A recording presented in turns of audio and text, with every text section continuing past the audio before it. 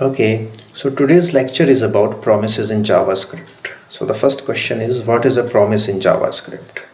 A promise in JavaScript is another object. You have already learned about string objects in JavaScript and regular expression objects in JavaScript. So promise is just another JavaScript object. Another possible definition of a promise in JavaScript can be a promise in JavaScript is like a promise in real life. So what are promises in real life? Let's understand this with a conversation between a father and his son.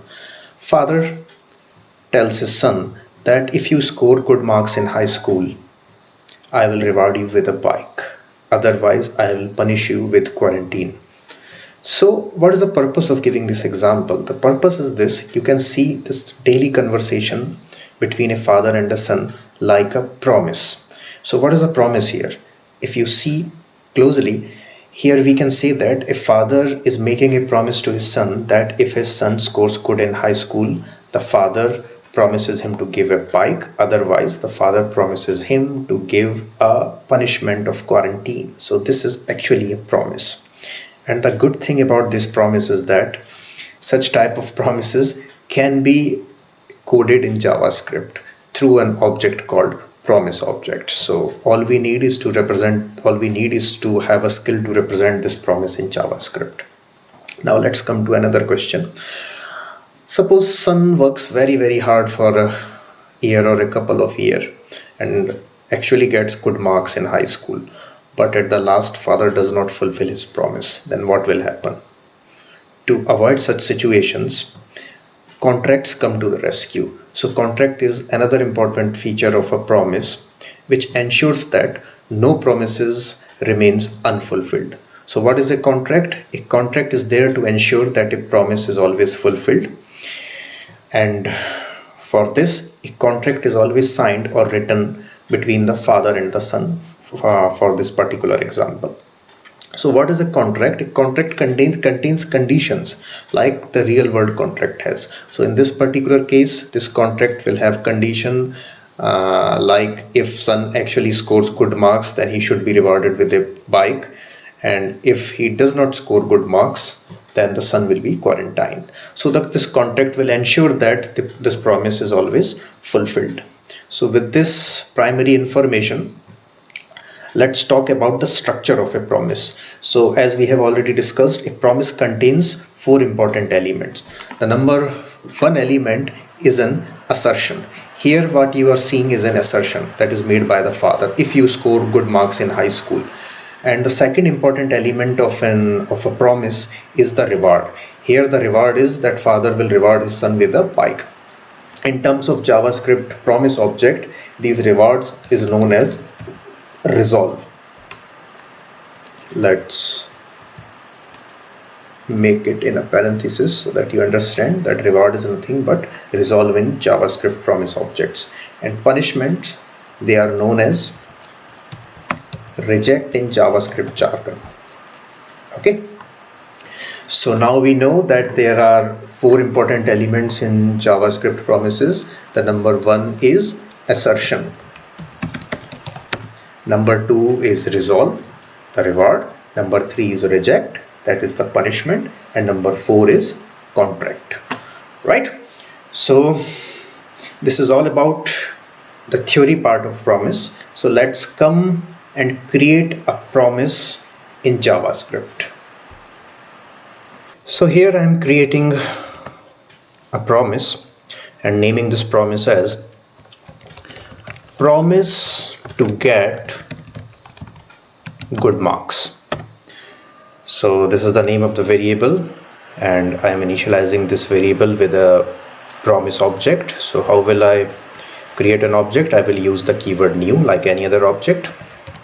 Let promise to get good marks equals to new promise, and this promise constructor, this promise object's constructor, it takes a callback function as its parameter. So the callback function here, I am implementing it as an arrow function, and this callback function takes two parameters. The first parameter, let's name it resolve, and the another one, yes, you are right, let's name it reject. So what I'm writing here is the first thing, the first element of our promise, and that is an assertion.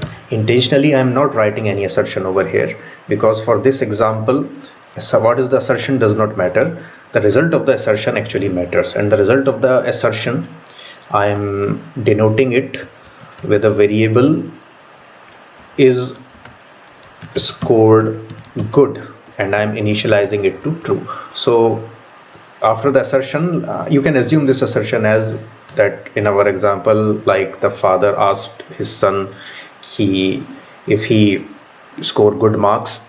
So this is the assertion part, and this is the result of the assertion. Suppose the son actually scores good marks, so this is represented by this variable is score good, and I am initializing it to true. So as a next step, I am writing if is scored good, then resolve, else reject. So this is my promise. So let's check what is there. I have created a promise with the name promise to get more good marks, and inside this promise I have created a variable is scored good and initialized it to true, and then I am checking the condition if is scored good, and as you can see, this condition will always be true because I have initialized the variable is scored good to be true. So that means because this condition will always be true, the resolve will be called. It means that this promise will always result in a resolve, and if I set it to false, then we know this promise will always result into a reject. So for this particular case, as of now, we are assuming that this promise always result in a resolve.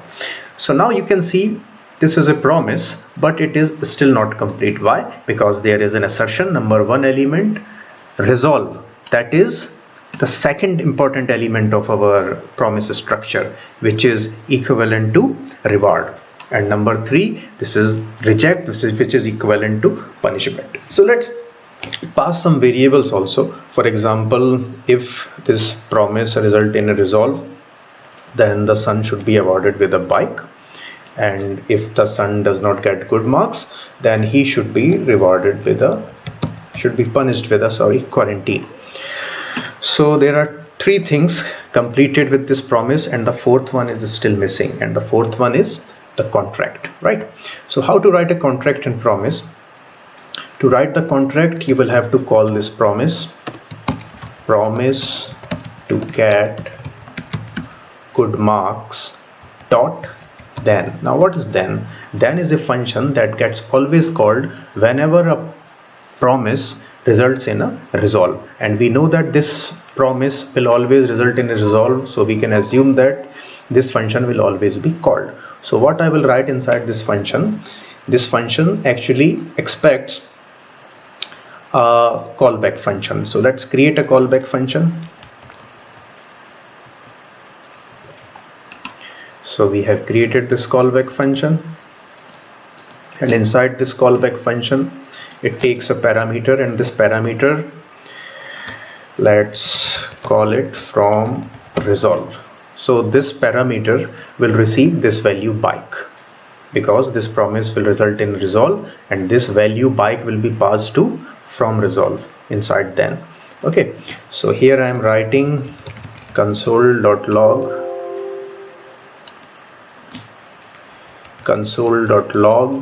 and here I am writing hey, I got plus from resolve. Okay, now the second condition in this contract I can return with dot catch. The first is dot then, and the second one is dot catch. You can do it like this also, dot then dot catch. So dot catch, dot catch also takes a callback function as a parameter, so just like dot then I'm doing it hey, I got from reject. Okay, so this is my promise. Okay, so now you have seen this is a contract, and this contract, we know that it has conditions. So here this contract has two conditions, number one dot then, and number two condition is given by dot catch. What is the meaning of dot then? Dot then means that if this promise results in a resolve, then this code will always execute. If this promise or promise to get good marks will result in a reject, then this portion of the code will always execute. So you don't have to resort to the father, or you don't have to look at the father if he will fulfill his promise or not. Our contract will ensure that the promise that is made will always be fulfilled. So let's check this example. Let's save it. This file is saved with the name promise.js, and let's run it. Node promise. Oh, hey, I got bike. Okay, so if I change this true to false and save the results, let's check. Hey, I got quarantine. So this is a real life promise that we implement in JavaScript. So this is all from my side on the first lecture of promise.